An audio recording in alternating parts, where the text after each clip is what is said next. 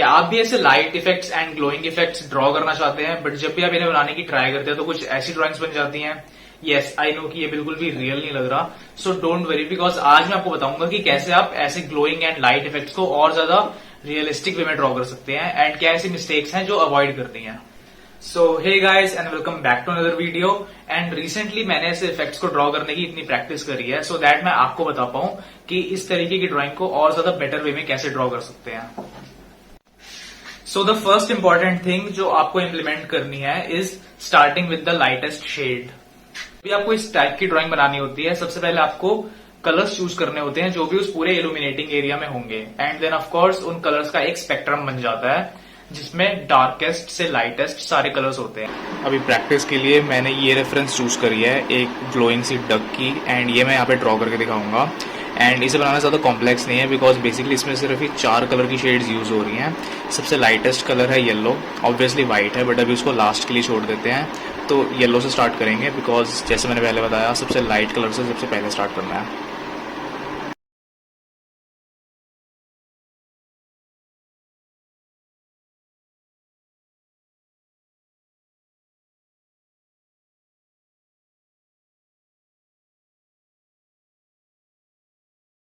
Then जब आप drawing करेंगे तो उसके बेस में सबसे लाइट कलर पहले होगा। अब ऑब्वियसली व्हाइट जो होगा वो सबसे लाइटेस्ट कलर है, बट अभी उसको इग्नोर करेंगे एंड उसके जो नेक्स्ट लाइटेस्ट कलर होगा उसे यूज करेंगे। ओके, सो बेस में सबसे लाइटेस्ट शेड थी येलो, वो कर दी, अभी एक लेयर बना दी उसकी। एंड उसके बाद अब नेक्स्ट शेड पे जाएंगे जो है ऑरेंज, एंड इससे थोड़ी सी डेप्थ वाला जो 3D लुक है वो आएगा इस ड्राइंग में। एंड ये करने का सबसे मेन रीजन ये है कि इस टाइप की ड्राइंग्स में आपको लाइट शेडोज से ज्यादा डिफाइन करनी होती है एंड अगर डार्क कलर्स पहले कर दोगे तो वो नेचुरल सा लुक नहीं आता। एंड इसके बाद एक और चीज आपको ध्यान रखनी है एंड वो है कि कलरिंग बहुत ज्यादा जेंटली करनी है। नाउ बिकॉज आप लाइट ड्रॉ कर रहे हो एंड लाइट इज सॉफ्ट, तो आपको कलरिंग भी बहुत सॉफ्टली एंड जेंटली करनी है ताकि ऐसे रफ पैचेस ना बन जाएं।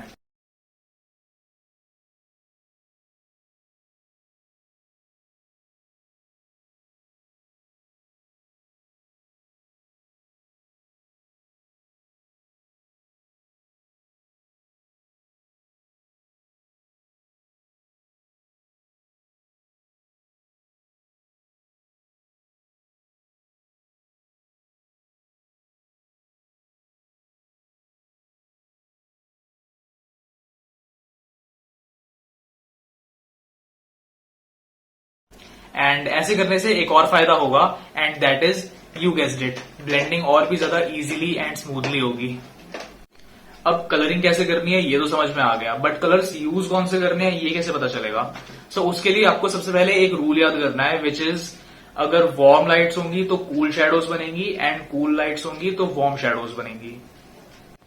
तो इसका बेसिकली ये मतलब है कि अगर आपकी लाइट्स वार्म कलर्स जैसे कि येलो, ऑरेंज, रेड या फिर ब्राउन से बन रही है तो वहीं पे जो शैडोज होंगी वो कूल कलर्स जैसे कि ब्लू, पर्पल, ब्लूइश ग्रीन या फिर कायन से बनेगी।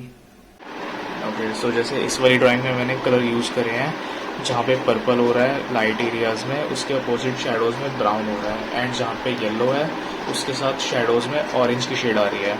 वैसे आपको इस टेक्निक को इम्प्लीमेंट करना है अपनी और लाइट रिफ्लेक्शंस या फिर ग्लोइंग इफेक्ट वाली ड्राइंग्स में।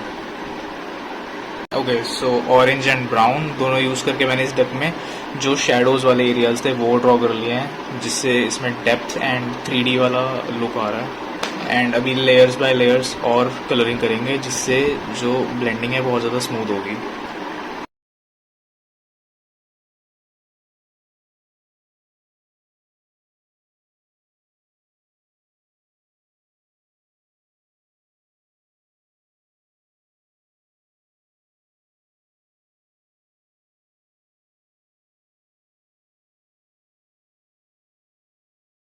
एंड उसके बाद जो पूरे लाइट सोर्स का सबसे ब्राइटेस्ट एरिया होगा सिर्फ वहीं पे व्हाइट कलर करना है। ओके, सो जिन एरियाज में लाइट डायरेक्टली हिट करती है या फिर जो लाइट का सोर्स होता है वो सबसे ज्यादा ब्राइट होता है पूरी ड्राइंग में। फॉर एग्जांपल यहाँ पे इसके हेड एंड बॉडी में लाइट डायरेक्टली हिट कर रही है तो ऐसे एरियाज पूरे व्हाइट कलर से बनेंगे बिकॉज ये सबसे ज्यादा ब्राइटेस्ट होते हैं। एंड दैट्स वाई यहाँ पे मैंने बहुत ज्यादा हार्ड ब्लेंडिंग नहीं करी है। एंड इसी में एक और चीज आ जाती है which is colour hello, and ये एक मेथड है जिसे यूज करके जो ड्राइंग आप कर रहे हो लाइट की वो और ज्यादा रेडिएटिंग लगती है, जो इम्पोर्टेंट होता है अगर अपनी ड्राइंग को और ज्यादा नेचुरल दिखाना है। सो इसमें जो भी आपकी लाइट सोर्स है उसकी आउटलाइनिंग में कोई ब्राइट कलर यूज करना है एंड उससे कलरिंग ऐसे करनी है कि वो आउटलाइन फेड होती हुई दिखे एंड कोई भी बोल्ड या शार्प आउटलाइनिंग नहीं करनी। अब बारी आती है आउटलाइन करने की। एंड आउटलाइनिंग जैसे मैंने बताया बहुत ज़्यादा बोल्ड एंड बहुत ज़्यादा शार्प नहीं करनी, स्मूथ आउटलाइनिंग करनी है एंड ऐसी लगनी चाहिए कि बैकग्राउंड में फेड हो रही है।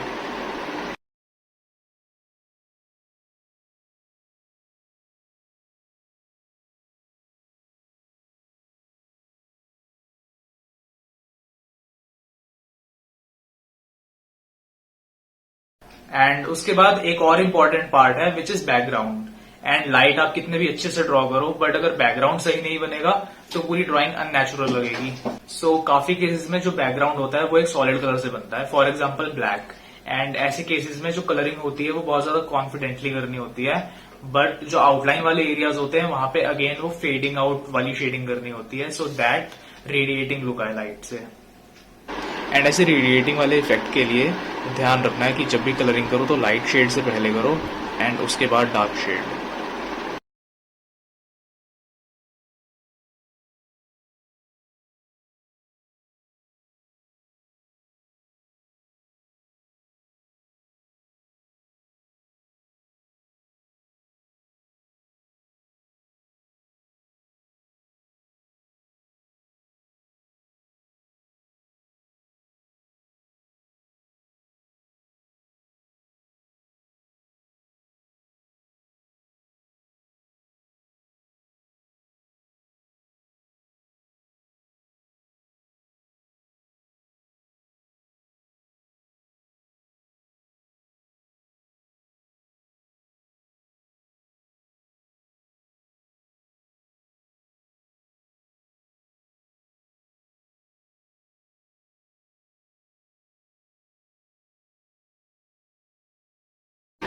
एंड ये पूरा जो बैकग्राउंड है ये सॉलिड ब्लैक कलर से बना है, बट जहाँ पे लाइट का रेडिएटिंग वाला इफेक्ट दिखाना है वहाँ पे ये जो ब्लैक कलर है ये थोड़ा सा फेड ऑफ होता हुआ दिख रहा है।